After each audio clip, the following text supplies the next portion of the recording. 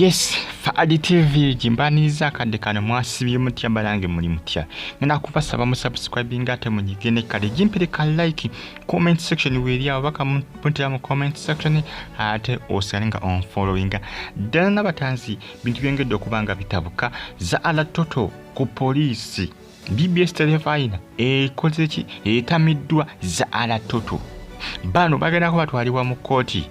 bagende mu kooti bonna basatu Tash Abe kusaniza Zahara Toto Nabatanzi entero zisusse aba BBS bakooye kubanga balaba baba akatale kaabwe kafa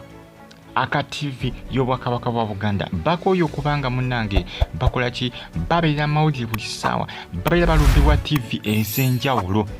Nabatanzi ne Tash Abe bandi bawumuzamu kubanga BBS yebuuza bano kiki bakola ki Zahara Toto BBS Telefayina akwasana abakulu abagikwasaganya bawuli abasobeddwa jjukira olunaku olweggulo Zahara yazemu n'akola ki n'alumba BBS Telefayina. Era nga BBS yebuuza Zahara Toto kampuni gyakolamu NXT Media tebalaba Zahara Toto byakola okubanga alumba abakozi ba TV abajjukira ebintu tebikkirizibwa mu mateeka ga UCC tebikkirizibwa era nga information etambula ku mikulu egya social media eraga nti BBS eyagala kubanga etwala ekiwandiiko ku Zahara Toto ono jjukira Tash Abe bakola ki berumbaniza Toto ku bisa byani bya mukyala amanyikiddwa nga Shamimu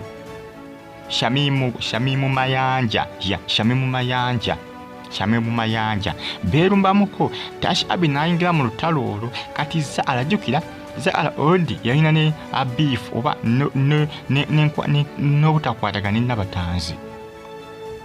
Nabatanzi Zahara Toto ono abasinga beebuuza lwaki alumba nnyo abakozi ba BBS Telefayina jjukira yalumbako ko Nabatanzi ebisaba bya mistari nga bagamba nti Nabatanzi ne mistari balina ekigenda mu maaso wakati waabwe nti balina relationship egenda mu maaso wakati waabwe kyamulumba n'amulumba bubi n'amulangira obukadde Nabatanzi teyakola ki teyamuddiza nisaka kati Zahara Toto akyalemedde ku bantu bano jjukira yazemu n'alumba abakozi ba BBS Telefayina era ng'ono awanda muliro naye BBS bali mu nteekateeka egenda mu UCC jjukira Zahara bwanaba amenya amateeka ku mateeka ga UCC simanyi lwaki Zahara takola ki takwatibwa era nga abasinga beteekateeka abakulu mu BBS beteekateeka kumutwala ku poliisi kusana mutwala mu kooti jjukira ono oba omenya amateeka ga UCC jjukira ono asinziza ku TV n'abuulinga abakozi baabwe jjukira si gwe gusoose ate nga teyeekwese kubanga bana abalangira obukulu Nabatanzi yamulangirangira dde obukulu Nabatanzi nga tamuliiko ku nsonga za mistari era nga BBS eri muteekateeka emutwala kubanga balabanga asusiza akamanyiiro naye tumumanyanga Zahara atwaliddwa mu kooti kubanga alemedde ku bakozi banne jjukira Shamimu Mayanja ye yamutwala mu kooti kyovulaba yamwesonyiwa lwakuba UCC ninga UCC jjukira omusango gukyaliyo mu kooti bakyagutunulamu kyokka Zahara akyalina omusango mu kooti azemu kubanga alumba BBS ekooye ejjoogo kubanga atyobola abakozi baayo okubanga atyobola abakozi ba singa kubanga kyewuunyisa Zahara yatinkula abakozi ba BBS Telefayina BBS ewulira yeetamiddwa era essaawa yonna temwewunyanga akabiddwa kubanga akiraga nti munnange bali mu kubanga akola ki bamunoonyanga mpiso Zahara Toto tamanyi wa gye yakoze ki gye yagenze omusango kyali mu kooti gwa Shamimu Mayanja ate saa zino alumba abakozi jjukira si kukozesa okubanga alumba Nabatanzi azenga amulumba Nabatanzi nga omanyi yali abantu abakakamu nga bo tebakola ki tebatera kuva nnyo ku bintu bino naye BBS yebitaddemu omukono ku mulundi guno ebitaddemu omukono ewulira yeetamiddwa okubanga erumbibwa zino entalo zino si nnungi kubanga kukola ki kubulinga abakozi baabwe kuba disrespectinga kubayisaamu maaso era nga Zahara ali mu kubanga anoonyezebwa temwewunyanga muzeemu okumuwulira ng'ali mu kaduukulu bali mu kumuyiganga mpiso tebamanyi wa gye yaddukidde kutyobola abakozi ba BBS Telefayina n'okubanga akolaki atyobola ekitibwa kya TV eya BBS Telefayina kubanga BBS kiba kizibu okugikola kugiwulira ng'erumbye abasanyuka awo etteeka werikola weririra Zahara Toto ate ne kampuni ya Next Media nayo yalitwalibwa mu kooti jjukira ebintu bino munayo oli asooka okutwala mu kooti n'omulirira ssente ziwerako oli asooka okutwala mu kooti ndowooza twala bifivida Queen wefute kampuni eya Vision Group mu kooti okakananga yeetonze jjukira yabatwala mu kooti byalinga ebyokusaaga nga bino mubiraba byalinga ebyokusaaga kutyobola muntu jjukira Bukedde Owa Vision Group yavaayo nebaka ebintu bye yawandiika amawulire gaayo aga Bukedde olupapula nga bidisrespectinga n'okubanga kugamba bono na ekitibwa kya Fivida Queen yakana batute mu kooti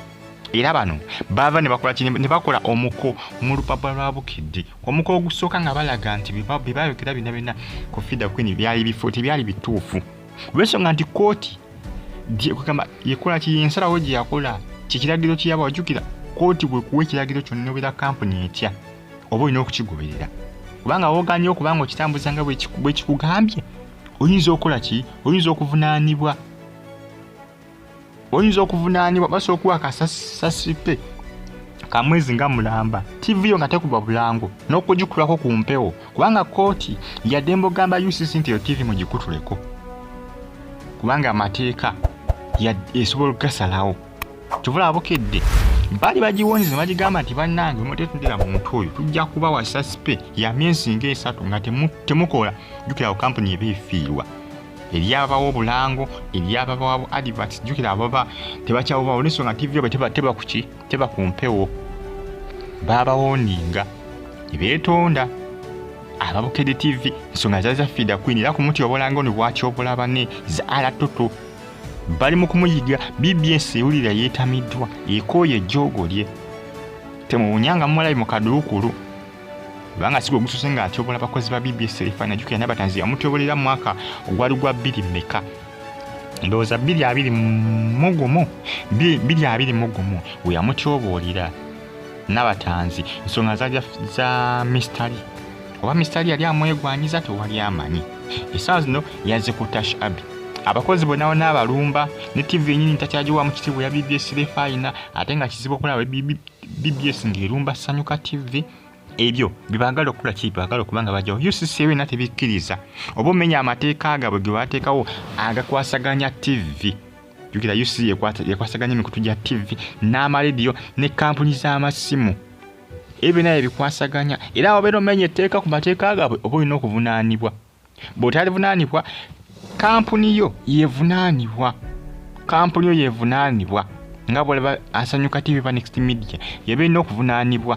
ku ggwe by'oba okoze bw'otyobola banno kampuni etabako kyekwajuka Asanyuka kyonna kibukola ku nsonga eyo ate nga Zahara asiiba disrespecting abantu live ku TV yaabwe eya Next Media eya Sanyuka TV kati awo kampuni bwetabako kyekola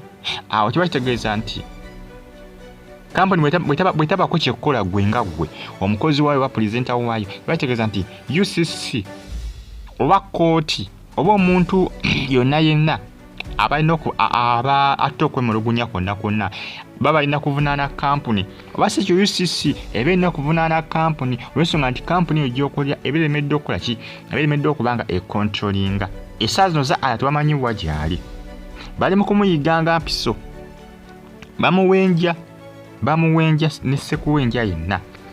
ensonga za kutyobola abakozi banne Nabatanzi Tash Abi n'okulabika nga buli ssaawa abeera alumba TV eya BBS ate nga BBS terumba Sanyuka TV agoberera omenya amateeka agakwasaganya ekika kugamba kampuni eya UCC amateeka agabwe oba gakoze ki oba gayisizaamu olugaayo bye byali ku Bukedde TV ku kampuni ya Vision Group kuyisaamu olugaayo Fivida Queen n'okumwogirira nga buli ssaawa mu lupapula lwabwe ng'ate si bituufu kati bimwe Zahara byakola ku banne Nabatanzi ne Tash Abi Nabatanzi jjukira ye tabifaako naye kampuni eya BBS yebitaddemu ennyo amaanyi ne Tash Abi jjukira yeshamye mu mayanja amutwala mu kooti omusango gukyaliyo ogwo nagwo kibategeeza nti emisango basobola gigatta gyonna ne gibeera ebiri olw'ensonga nti kampuni eya Next Media ekyalemedde okubaako kyekola era UCC yaddemba okubanga ebakangavvula binagwerawa bali mu kumuyigaza ala Toto kulisrespectinga banne kuba disrespectinga kubayisa amaaso n'okubabuulinga buli kaseera live ku TV. Subscribe atanyigene kale Faadi TV ujimbere bulungi mbagala nnyo mwera bisigala nga ofollowinga.